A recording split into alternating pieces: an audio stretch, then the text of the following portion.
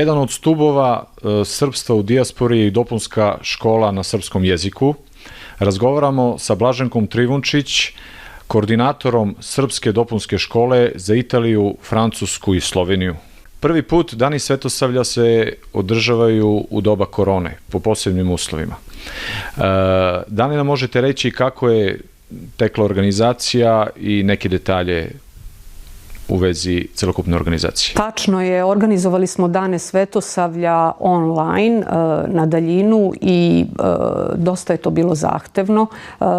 Najpre se razgovaralo sa kolegama u sve tri zemlje koje su ideje, kako ćemo iskoristiti prednosti digitalnih tehnologija, kako će nam deca pevati himnu, recimo preko Zoom aplikacija, kasni zvuk, kako ćemo rešiti određene tehničke stvari. Došli smo na ideju da pravimo kolaže, da uključimo što više učenika da se stvaralački izražavaju povodom Dana Svetosavlja. To znači da crtaju, da pevaju, da recituju, da što više na neki način govore srpskim jezikom u povodu ovog našeg najlepšeg praznika.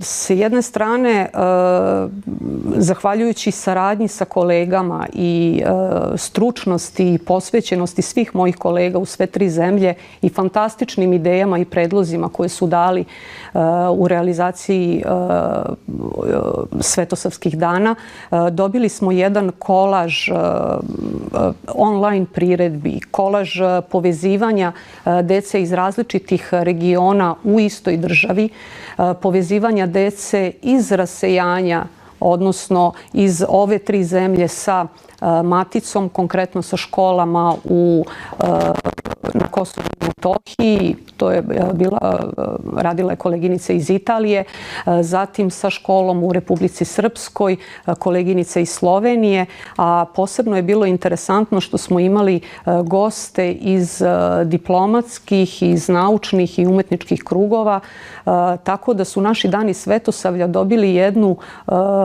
svečanu i lepu i poučnu dimenziju, bez obzira što smo online bili primorani da ih održimo i negde smo pokazali da i u ovim teškim okolnostima možemo odoleti svim izazovima i da za svaku situaciju postoji rešenje i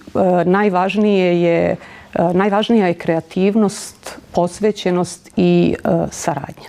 Kako su deca to sve prihvatila i kakve ste poteškoće imali? Deca vole da recituju, vole da crtaju, vole da njihov rad bude primećen, viđen i pohvaljen.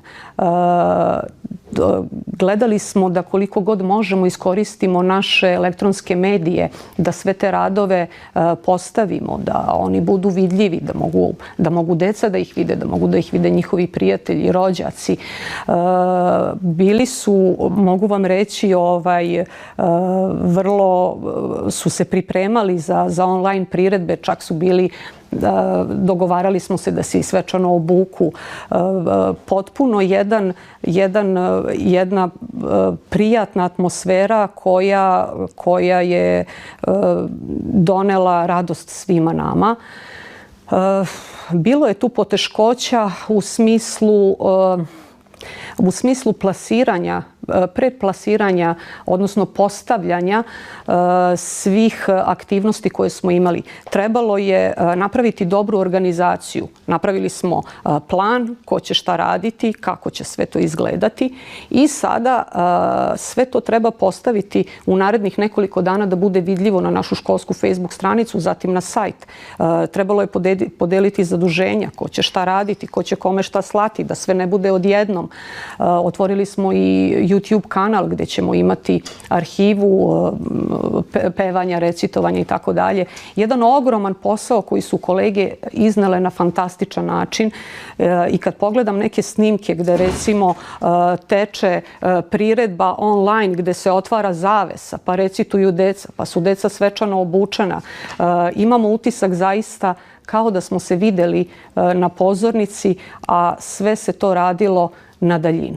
Kakvu podršku imate od državnih institucija Srbije i kako možete da ocenite saradnju sa direktorom uprave za saradnju sa dijasporom i Srbima u regionu Arnaudom Gujonom? Podrška Ministarstva prosvete je izuzetna. To je temelj, institucija koja je temelj sveukupnog našeg rada.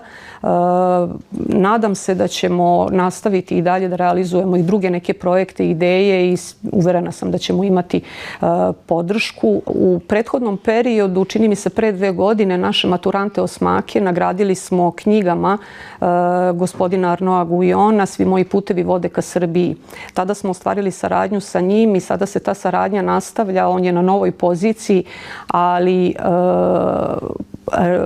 prepoznaje značaj rada dopunske nastave i veoma me raduje što je jedna od prvih, odnosno njegova prva poseta bila, službena poseta bila našoj dopunskoj školi u Ljubljani i ambasadi Republike Srbije, gde je održao javni čas sa decom i gde je Uprava za dijasporu donirala 1500 udžbenika.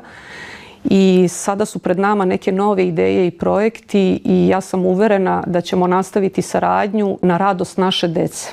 Zahvaljujem se na razgovoru i želim vam puno uspeha u daljem radu. Hvala najlepše.